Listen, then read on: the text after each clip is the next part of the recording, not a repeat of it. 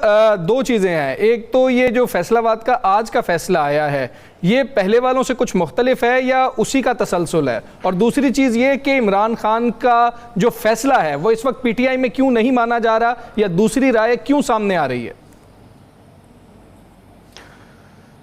एक तो हमजा जो 9 मई का आज का फैसला है इसकी थोड़ी सी तफसील। 109 लोग थे, 59 को 10-10 साल कैद की सज़ा हुई, 15 जो है उनको 3-3 साल की कैद की सज़ा हुई और तकरीबन 34 लोग इसमें बरी हो गए।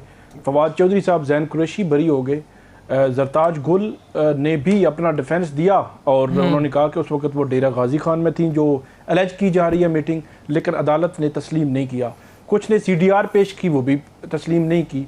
तो ये इसका मतलब ये निकलता है कि एक तो चक्री सर्विस एरिया और एक ज़मान पार्क, इनके जो गवाह हैं 3, इनकी गवाही पार्शली एक्सेप्ट की जा रही है और पार्शली रिजेक्ट की जा रही है। और इसका इनडायरेक्टली या डायरेक्टली या कानूनी ज़ुबान में मतलब ये है कि जो गवाह हैं वो फवाद चौधरी और जैन कुरैशी उनकी हद तक झूठे हैं। उनको बरी कर दिया गया कि आपने झूठ बोला कि ये जो फवाद चौधरी और जैन कुरैशी भी थे।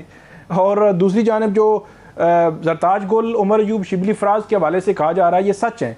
तो एक ही गवाह सच्चा और झूठा एक टाइम पे नहीं हो सकता। ये वो क्वेश्चन है जो जब अपीलों में मामला जाएगा तो उस वक्त सामने आएगा। आपने पूछा कि मुख्तलिफ क्या है। मुख्तलिफ ये है कि इससे कबल जितने भी जो फैसले आए हैं, लाहौर, सरगोदा, फैसलाबाद, वो सर्टन पॉइंट्स के थे। फॉर एग्जांपल थाने पर हमला, बेकरी पर हमला, मुख्तलिफ जगहों पे।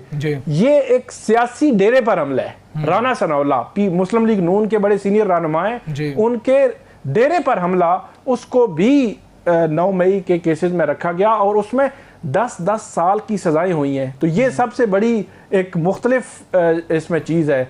दूसरी जो मुख्तलिफ चीज़ मुझे नज़र आई है वो राना सनाउल्लाह के हल्के के MPA PTI के जो जीते हुए थे उनको भी 10 साल सजा हो गई है। और मैं ये सैटरडे को ये अपडेट आई थी कि फैसला महफूज हो गया है, तो फैसलाबाद कॉल करके मैंने चेक किया सिचुएशन क्या है, तो उन्होंने कहा जी राना सनाउल्लाह साहब के उस मुतलका हल्के में जहाँ पे वो MPA हैं तो वहाँ पे कंपेन और मुहिम जो ज़िमनी इलेक्शंस की होती हैं वहाँ तैयारियां शुरू हो चुकी हैं। मतलब अभी फैसला नहीं आया था।